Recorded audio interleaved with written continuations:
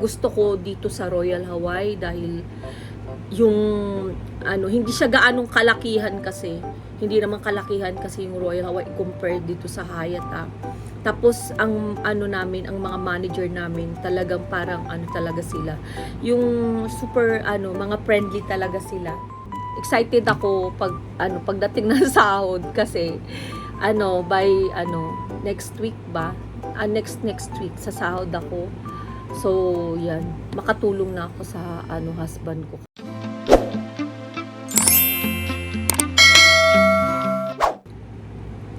Hi guys, good morning. Good morning guys.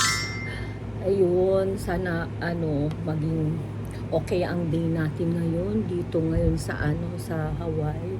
It's 8 o'clock ngayon. Ngayon, i-share ko sa inyo. Sunday ngayon dito sa Hawaii. Off ko ngayon. Ngayon, etong aking breakfast.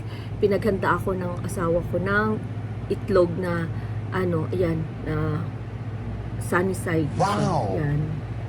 Saka ginisa ko yung malaking sardinas na na binili pa namin yun sa nung nag-grocery kami, 2 sardinas. Wala kaming isda, guys. Miss na miss ko na yung isda.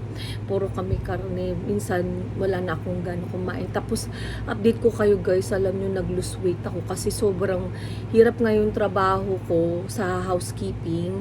As a housekeeper, mahirap ang trabaho, guys, ng pagiging maid sa hotel. Alam mo yun, nag-start pa lang ako, konti pa lang yung rooms ko na nililinis. Nag-start ako before ng I think 4 na kwarto, 4 rooms nung nag-start ako.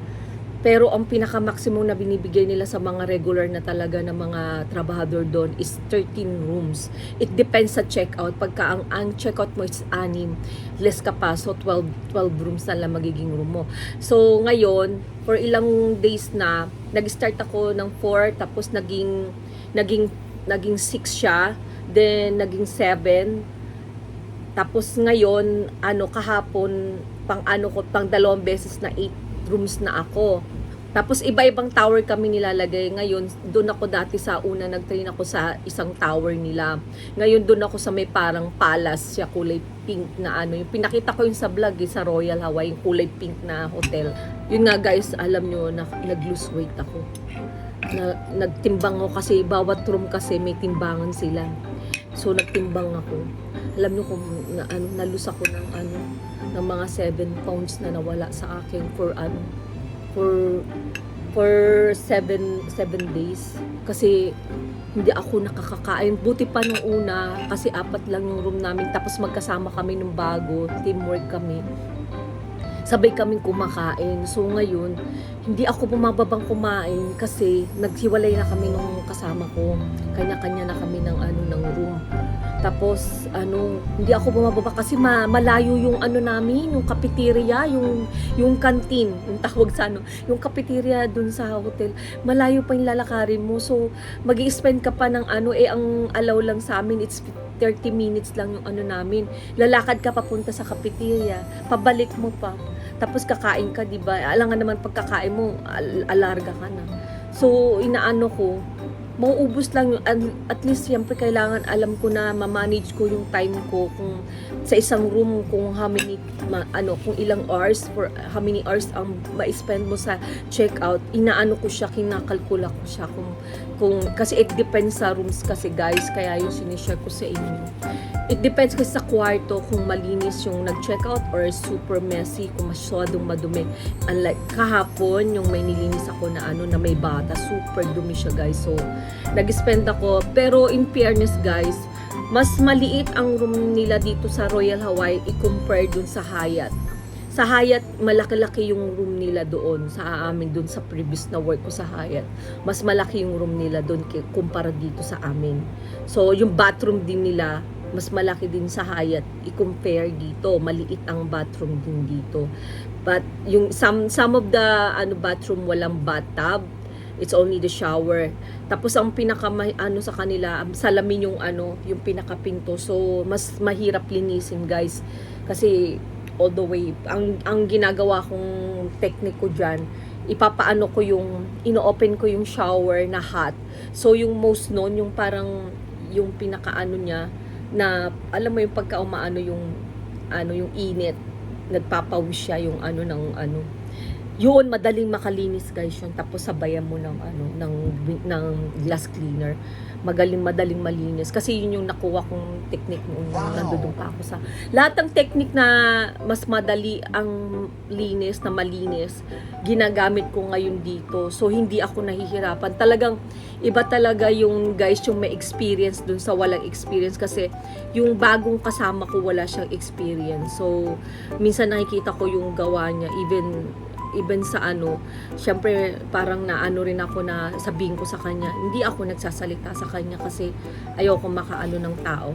So, kung ano yung gawa niya, kanya-kanya kami, trabaho ko. So, yun, hinihelpan ko lang siya pag natapos ako. Yung gano'n ng alam mo naman, syempre teamwork din ka. Pagka syempre matapos ka, pag minsan syempre alam mo naman ng trainee, minsan lalo na kung wala experience, medyo parang slow pang galaw nun. Unlike ako, may nakasama ko, may experience ako, alam ko kung paano yung i-handle yung trabaho. Kung minsan, hindi na nga ako chinecheck ng manager. Pinababayaan na lang akong i-release ko. Yung pa, guys, hindi siya masyadong... Ang gusto ko dito sa Royal Hawaii, hindi sila gaanong kahigpit sa yung alam mo, pwede na kami as a trainee, pwede na kami mag-release ng room. Alam nyo sa Hyatt, hindi ka pwede mag-release ng room hanggang hindi ka na-empower. May word sila, empower. So, it depends yun sa inspectress nila. Pag yung inspectress hindi sila satisfied sa linis mo, matatagalan ka ma-empower. Yung iba dyan, alam mo, inaabot ng 1 year sila. Yung iba nakilala ko dyan. 1 year na sila, hindi pa sila na-empower. Oo, sa tagal, minsan 6. Ang pinakamadali ata ako na-empower ako in 3 months. Na-empower ako nun kasi yun, naano ko din yung paglilinis. Kahit na nagsusolo ka na, yun ang maganda rito sa Royal Hawaii. Binibigyan ka na nila ng na ma-release mo yung room mo, hindi katulad sa sa Hyatt. Meron silang inspectress. Yun ang pinagkaiba guys, sinishare ko lang. Doon, manager ang tawag. Manager ang nagche-check. Walang inspectress dyan sa Royal Hawaii. Manager. Manager ang nagche-check ng check-out mo. So, yun. At saka yung chine-check lang nila isang VIP. Yung VIP kailangan talaga. Kahit saan naman yun chine-check nila. So, yun yung pinagkaiba sa Hyatt at saka dito sa Royal Hawaii. Kasi sa sa Hyatt, may inspectress sila. In fairness, minsan, hindi lang inspectress yung based my experience before, hindi lang inspectors na nag-check, minsan manager, i-check ka na ng inspectors, may manager pa. So yun, kaya minsan, nung that time, nung first time ako na nag-work na as a training sa Hyatt, halos gusto ko na mag-quit kasi hirap kasi guys, kahit na floater ka na, alam mo yung by floor, nagpipick up ka ng rooms, tapos pag chinek ng inspectress yung room mo na meron kang discrepancy, you have to go back, ipipix mo pa siya, hindi nila ipipix yun, you have to fix it.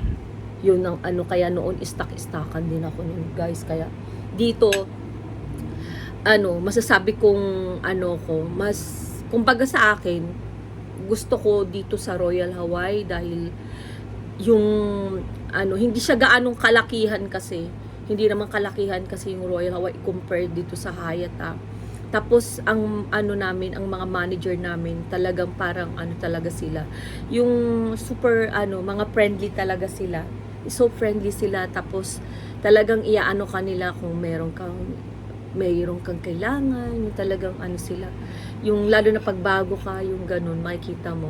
Tsaka yun nga, kasi hindi kami masyadong nahihirapan dahil manager lang nga nagche-check, wala kaming inspectors guys. Yun yung ko, yun ang gusto ko dito, talagang na hindi katulad noon dati, may inspectress, mayroong manager, pagbago ka talagang hirap ka. Yun guys, excited ako pagdating ng sahod kasi by next week ba? Next week sa sahod ako. So, yan, makatulong na ako sa husband ko kasi na rin ako, naawa na rin ako sa kanya, tsaka nahiya na rin ako. Kasi parang mula nang bumalik kami, tsaka nung nandoon kami, lahat siya yung gumagastos. Pero ngayon, syempre, kukunin ko na yung aking obligasyon na yung dati kasi obligasyon ko talaga before na nagwo-work ako yung nagpapadala sa Pilipinas yung mga expenses doon sa bahay namin. Pero during the time na wala akong work, yung husband ko lahat ng expenses. So ngayon kukunin ko yun kasi dito sa bahay lahat husband ko, wala naman akong ginagastos dito sa bahay. Pero yun, para naman makabayad na rin ng utang, dapat bayaran ng utang kaming dalawa. Yung utang namin, makapag-focus kami sa utang namin na mabayaran namin. So yun, pagpapadala sa Pilipinas ako, nakukunin ko na yun guys, kasi may work na tayo para at least mabawasan yung gastusin ng husband ko.